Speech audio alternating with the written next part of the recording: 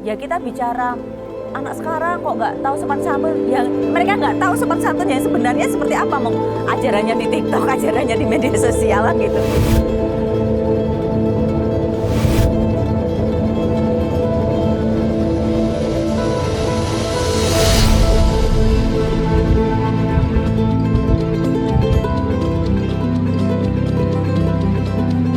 Kita itu bicara budaya itu jangan kemudian bicaranya tuh sesuatu yang masa lalu aja gitu. Karena budaya itu kan dinamis ya sebenarnya. Kita harus memahami bahwa konteks budaya itu kan berkembang begitu kan, berkembang. Jadi budaya sesuatu yang kemudian menjadi dasar atau sumber bagi kehidupan kita sehari-hari kan begitu.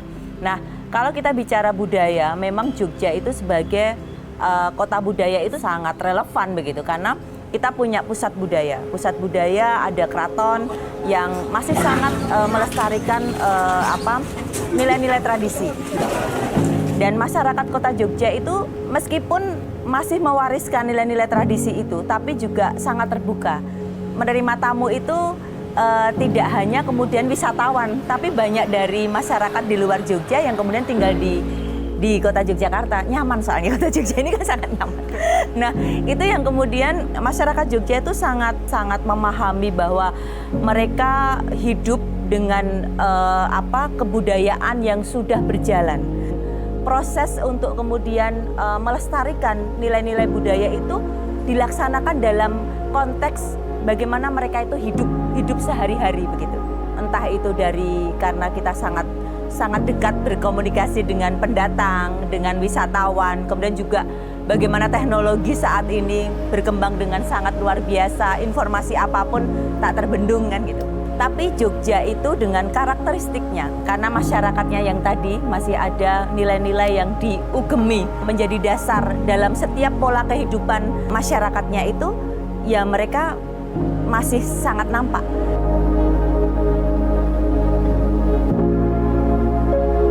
Bagaimana kemudian melaksanakan aktivitas dalam setiap proses kehidupan, misalnya ada kelahiran, pernikahan, ada pada saat sampai menghadap ke Tuhan, kematian begitu kan. Ada proses yang kemudian dijalanin oleh masyarakat begitu. Cara-cara bersyukur masyarakat juga ada yang kemudian diimplementasikan dalam sebuah ritual ataupun perayaan gitu, yang itu sebenarnya menjadi cara perekat kita kepada masyarakat itu. Nah, itu nilai-nilai budaya yang masuk di situ. Anak sekarang itu luar biasa, sangat pintar, sangat cerdas gitu. Tapi ya itu sangat terbatas terkait dengan literasi. Karena kan budaya sekarang itu kan ya bukan budaya ya, artinya kebiasaan mungkin anak muda itu suka melihat informasi itu hanya sekilas-sekilas. Hanya permukaan-permukaan itu kan dari TikTok, dari media sosial itu kan tidak lengkap itu. Membudayakan untuk mereka itu bisa membaca, kemudian memahami dengan lengkap, itu komprehensif, itu ya nggak mudah. Ini tantangan. Sehingga jangan disalahkan juga. Selama ini kan, anak muda nggak tahu adab kayak gitu-gitu. Kita nggak boleh seperti itu. Nah, mereka nggak dikenalkan kok, nggak diajari dari awal kok. Ya kita bicara anak sekarang kok nggak tahu sopan santun, yang mereka nggak tahu sopan santun yang sebenarnya seperti apa, mau ajarannya di TikTok, ajarannya di media sosialan gitu.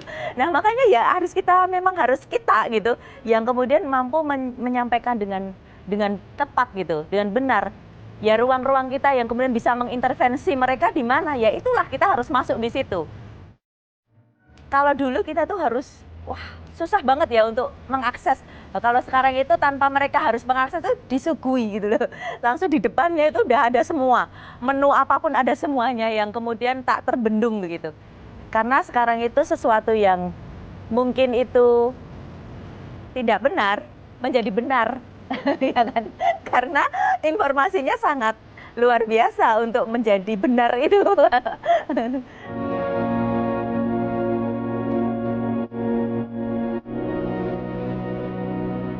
Semua hal yang kemudian itu hasil karyanya masyarakat kita, yang itu sebenarnya juga berangkatnya dari nilai-nilai budaya begitu. Ada banyak kuliner gitu yang itu juga warisan budaya gitu kan, yang mungkin masyarakat saat ini nggak tahu kalau tidak kemudian mampu dinarasikan dengan baik begitu. Padahal Mungkin kalau kemudian kita update gitu kan, makanan-makanan kita luar biasa, kaya sekali dan mungkin secara kesehatan juga bagus gitu.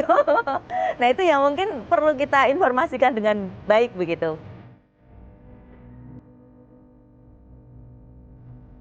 Kebetulan kan Jogja ini nanti bulan Agustus menjadi tuan rumah ya dari pelaksanaan Rakernas Jaringan Kota Pusaka Indonesia. Artinya banyak hal-hal yang kemudian nanti bisa menjadi pembelajaran bersama. Bagaimana ternyata masyarakat kita yang hidup dengan budaya yang sangat luar biasa ini mampu itu menjadi cara kita untuk menghadapi kondisi apapun gitu kan. Besok ini kita juga temanya kan tentang heritage ya, warisan budaya benda maupun tak benda yang sebenarnya ternyata ada koneksi entah itu dari aspek sejarah budaya yang kemudian mampu mengkoneksikan kita di seluruh Nusantara begitu kan. Nah itu yang nanti akan kita sampaikan juga pada acara Rakernas JKPI. Ada sekitar 75 nanti ya daerah yang menjadi anggota JKPI yang akan hadir begitu.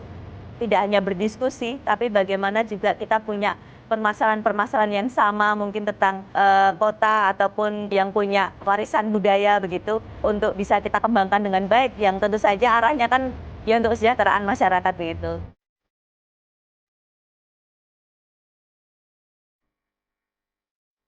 Melestarikan dan mengembangkan tidak juga kemudian memanfaatkan tidak jadi apapun kan gitu. Nah itu yang kemudian anak muda yang sekarang ini mampu kemudian mengkreasikan ini. Ya memang kita tidak boleh kemudian menutup kamu harus itu nggak boleh kamu kembangkan apapun gitu. Padahal saat ini ya dunia mereka kan sekarang berada saat ini, hari ini. Yang hari ini itu kan memang berbeda. Nah itu pasti akan ada penanda budaya hari ini kan gitu. Bisa lebih jelas disampaikan bahwa kita itu punya budaya yang tradisi begitu yang kemudian harus kita lestarikan, tapi bagaimana kemudian juga ada pengembangan dari budaya-budaya ini sumbernya itu masih tetap mengakar pada warisan budaya kita, tapi kemudian dikembangkan dengan karya-karya kreatif yang konteksnya hari ini kan seperti itu. Karena jangan sampai kemudian anak-anak muda itu merasa dibatasi, kemudian kita mengintervensi dalam ruang-ruang yang tepat itu, ya anak muda menjadi lengkap, udah pinter, tahu sopan santun, tahu unggah-ungguh gitu, wah, ya itu lompatannya mesti akan ini menjadi salah satu lompatan yang sangat bagus begitu untuk membangun karakter dia. Jadi dia tidak akan pernah lupa dengan keluarganya, dengan maksudnya itu dengan negaranya, dengan daerahnya gitu, nggak akan pernah lupa kalau seperti itu. Bagaimana kemudian budaya itu berkembang dengan baik dan juga bagaimana pelestarian, kemudian pengembangan dan pemanfaatan itu berjalan dengan baik kan salah satunya dengan banyaknya event budaya, dengan festival itu. Berarti kan masyarakat itu mampu merespon sesuatu yang menjadi modal budaya kita itu dengan kemudian aktivitas yang tentu saja diselaraskan dengan perkembangan budaya saat ini kan gitu. Festival-festival itu kan menjawab tantangan juga. Bagaimana kemudian masyarakat itu ada sebuah karya kreatif yang itu sumbernya dari budaya kita untuk dikembangkan gitu kan. Sebenarnya modal kita sudah ada gitu. Ya masyarakat itu dengan kehidupannya. Nah, jangan sampai masyarakat Jogja itu merasa tidak punya Jogja gitu kan. Ya itu yang kita harus terbuka dengan itu. Saya dari dulu hidup di Jogja tapi kita merasa kok kita malah bukan menjadi pemiliknya. Nah, itu yang harus kita kembalikan. Harus kita kembalikan lagi. Nah, ini tugas kita. Salah satu tantangan juga buat kami gitu yang ada di dinas karena ini tugas kami juga gitu. Tugas bersama tapi tantangan buat kami. Itu.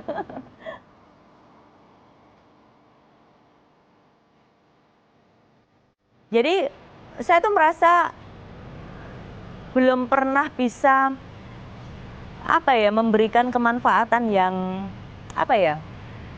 yang dibutuhkan gitu kan. Bersama teman-teman tentu saja, yuk ini menjadi tantangan buat kita bersama. Kita harus menghargai senior-senior kita. ada proses komunikasi yang mungkin belum bisa diterima dengan baik gitu kan. Nah itu tantangan juga untuk senior-senior kita karena untuk mendeliver ke anak muda itu ternyata harus punya strategi cara yang mungkin kadang kalau kita tidak tepat mengkomunikasikan dengan senior juga kita dianggap salah kan gitu. Ya ini proses komunikasi yang harus berjalan dengan baik semuanya gitu dan kami masih merasa terbatas untuk itu sehingga kami harus melakukan terus komunikasi yang baik gitu dengan siapapun gitu dengan masyarakat supaya apa yang kemudian kita lakukan itu menjadi manfaat gitu. Ya kita sia-sia ya bekerja kalau tidak manfaat gitu untuk apa gitu kan.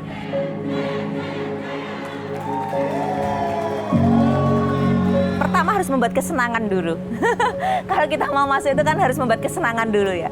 Itu teman-teman sangat luar biasa pada saat pengelola event yang kemudian, oh kamu datang ke eventku dengan batik itu keren, luar biasa. Nggak apa-apa membuat kesenangan dulu. Untuk kemudian dari senang, kemudian juga menjadi cinta, menjadi sayang, dan menjadi bangga. Itu ada tahapannya. Proses itu yang kita lakukan sebenarnya. Itu hanya cara untuk kemudian bisa masuk lebih dalam lagi. Kesenangan-kesenangan itu yang kemudian harus kita bangun. Kita bangun untuk, ayo kita pakai batik loh, seru loh. Kita pakai kebaya loh, seru loh. Salah pakainya, nggak apa-apa gitu. Lebih baik, tapi dia tahu salahnya. Daripada salah tapi nggak tahu salahnya. Jadi nggak apa-apa salah dulu nggak apa-apa. Tapi terus akhirnya, ini tuh gini-gini dengan cara yang mereka bisa menerima gitu kan. Jadi kalau saya parsial-parsial itu. Harus semangat, harus membuka diri, harus tahan dengan kritik, itu penting. Jadi jangan baperan.